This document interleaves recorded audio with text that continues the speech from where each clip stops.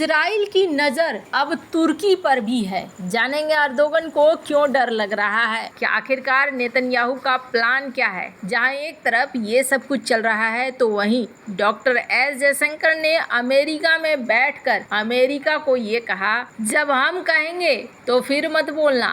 जानेंगे आखिरकार क्या बातचीत हुई है। यहाँ पर जियोपॉलिटिक्स में बहुत कुछ चल रहा है, हमेशा की तरह जानने को मिलेगा बहुत कुछ। आइए जानते हैं इन खबरों को विस्तार से। तुर्की के राष्ट्रपति रजब तैयब अर्दोगन ने अंदेशा जताया है कि इजराइल का हमला उनके देश पर भी हो सकता है, क्योंकि नेतन्याहू की नजर इस ओर भी है। मंगलवार को अर्दोगन ने कहा कि लेबनान में इस दफा इजरायली सेना के जमीनी ऑपरेशन के नतीजे पिछले हमलों से बहुत अलग होंगे, क्योंकि बेंजामिन नेतन्याहू की सरकार गाजा और बेरूत के बाद तुर्की को भी निशाना बना सकती है। अनादोलू एजेंसी के रिपोर्ट के अनुसार अर्दोगन ने अंकारा में अपने एक संबोधन में कहा कि लेबनान में जमीनी कार्रवाई के परिणाम इजराइल के पिछले कब्जे के समान नहीं होगा। इसकी वजह यह है कि इजराइल की महत्वाकांक्षाएं फिलिस्तीन और लेबनान से आगे निकल गई हैं। इजरायली सरकार और सेना तुर्की को भी निशाना बना सकती है। अर्दोगन ने कहा कि इजरायली आक्रामकता तुर्की के लिए सीधा खतरा है, लेकिन हम साफ कर देना चाहते हैं कि हमारी सरकार राष्ट्र की सुरक्षा और संप्रभुता की रक्षा के लिए सभी तरीके अपनाएगी। उन्होंने कहा कि सभी तरह से इजराइल की आक्रामकता का पूरी मजबूती से सामना किया जाएगा। तुर्की के राष्ट्रपति ने कहा कि इजराइल पश्चिम एशिया की स्थिति को ही बदलना चाहता है। उन्होंने उत्तरी इराक और सीरिया में अलगाववादी समूहों का लाभ उठाकर छोटे सैटेलाइट ढांचे स्थापित करने की इजराइल की रणनीति पर भी चिंता जाहिर की। उन्होंने कहा कि ये आक्रामकता हमारे बगल में हो रही है। अर्दोगन ने कड़े शब्दों में इजराइल के गाजा और लेबनान में हमलों की निंदा की है। उन्होंने कहा है कि गाजा में जो हो रहा है वो नरसंहार है, वहीं लेबनान में भी इजरायली हमलों ने हजारों लोगों की जान ली है और लाखों लोगों को बेघर कर दिया है। गाजा में बीते साल से चल रही लड़ाई का जिक्र करते हुए अर्दोगन ने कहा कि पिछले 51 हफ्तों में इजरायली प्रधानमंत्री बेंजामिन नेतन्याहू के नेतृत्व में जो हुआ है वो हिटलर के अत्याचार से कहीं ज्यादा है। इजराइल ने सीधे तौर पर मानवता के खिलाफ सभी अपराध किया है। तुर्की के राष्ट्रपति तैयब अर्दोगन ने यह भी कहा कि संयुक्त राष्ट्र सुरक्षा परिषद को गाजा और लेबनान में इजराइल के हमलों को रोकने में कामयाबी नहीं मिल रही है, फिर इससे आगे के कदम उठाए जाएं। उन्होंने कहा कि इजराइल नहीं रुकता है तो यूएन को इजराइल के खिलाफ सेना के इस्तेमाल की सिफारिश करनी चाहिए। अब इनको डर लगने लगा है। वैसे आपको बता दूं,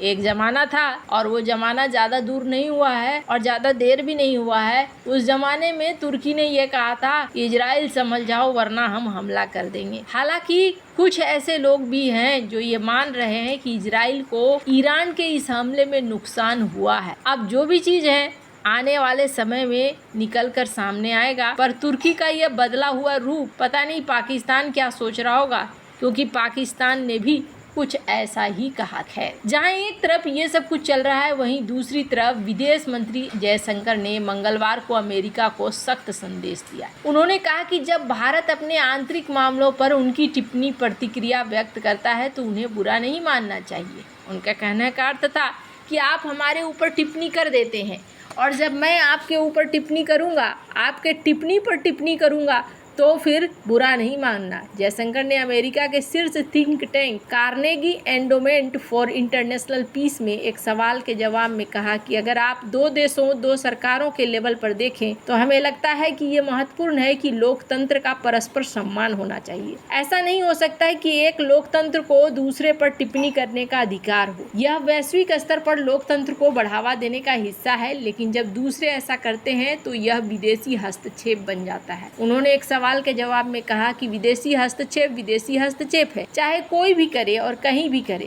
मेरा व्यक्तिगत विचार है जिसे मैंने कई लोगों के साथ साझा किया है। आपको टिप्पणी करने का पूरा अधिकार है, लेकिन मुझे आपकी टिप्पणी पर टिप्पणी करने का भी अधिकार है, इसलिए जब मैं ऐसा करता हूँ तो बुरा नहीं मानना चाहिए। विदेश मंत्री ने कहा कि अमेरिका और भारत दुनिया के उन अग्रणी देशों में से हैं जहां लोकतांत्रिक शासन व्यवस्था है। यहाँ अमेरिका में हमारे लोकतंत्र में कई मुद्दों पर बहस होती है, लेकिन कई बार अमेरिका के नेता नेता भारत के लोकतंत्र के बारे में टिप्पणी करते हैं। दुनिया बहुत विस्वीकृत हो गई है, इसलिए किसी भी देश की राजनीति जरूरी नहीं है उस देश की राष्ट्रीय सीमाओं के भीतर ही हो। जयशंकर ने टिप्पणी की कि अब अमेरिका निश्चित रूप से यह सुनिश्चित करने की कोशिश करता रहा है कि ऐसा न हो। यह इस बात का हिस्सा है कि आपने कई वर्षों से अपनी विदेश नीति कैसे चलाई है। अब वैश्वीकृत युग में एजेंडे भी वैश्वीकृत है। ऐसे पक्ष हैं जो न केवल अपने देश, अपने क्षेत्र की राजनीति को आकार देना चाहते हैं, बल्कि सोशल मीडिया, आर्थिक ताकतें, वित्तीय प्रभाव, ये सभी आपको ऐसा करने का अवसर देते हैं। जयशंकर ने आगे ये भी कहा कि भारत ने कभी डॉलर को सक्रियता से निशाना नहीं बनाया है।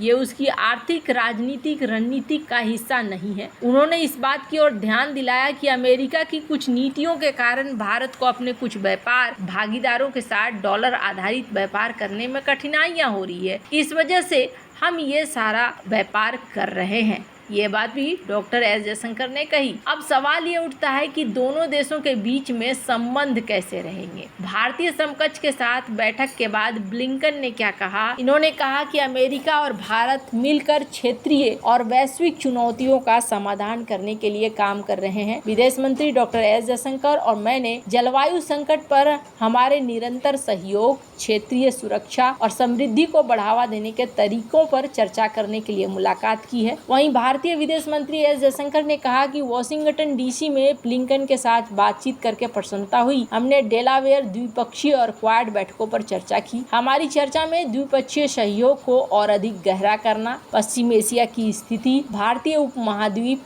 हिंद प्रशांत और यूक्रेन में हाल के घटनाक्रम शामिल हैं। अमेरिकी विदेश विभाग के प्रवक्ता मैथ्यू मिलर ने कहा कि विदेश मंत्री एंथनी जे ब्लिंकन ने आज वॉशिंगटन डीसी में भारतीय विदेश मंत्री एस जयशंकर से मुलाकात की। सचिव ब्लिंकन और विदेश मंत्री जयशंकर ने द्विपक्षीय संबंधों को गहरा करने, क्षेत्रीय और वैश्विक चुनौतियों पर बारीकी से समन्वय करने और महत्वपूर्ण उभरती टेक्नोलॉजी पर सहयोग को आगे बढ़ाने के लिए अमेरिका और भारत के अस्थायी प्रतिबद्धता पर चर्चा की।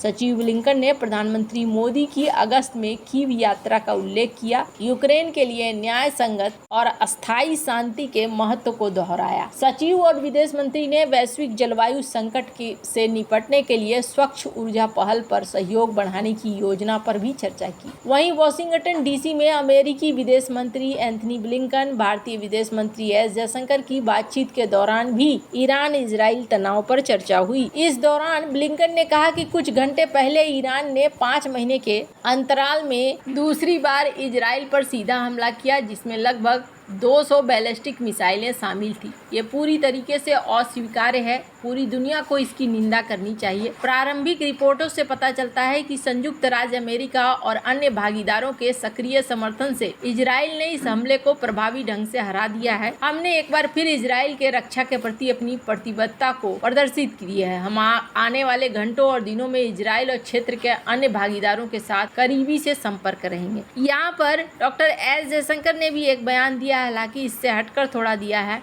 उन्होंने कहा है कि आतंकवाद के खिलाफ इजराइल के जवाब में हम साथ में हैं, लेकिन हम नहीं चाहते हैं कि ये मामला बहुत ज़्यादा बढ़ जाए और बहुत ज़्यादा हद तक फैल जाए। वैसे आपको क्या लगता है इन सब मामले में? आपकी क्या राय है? कमेंट कर जरूर बताएं। जल्द मिलते हैं अगले वीडियो में नई खबर के साथ।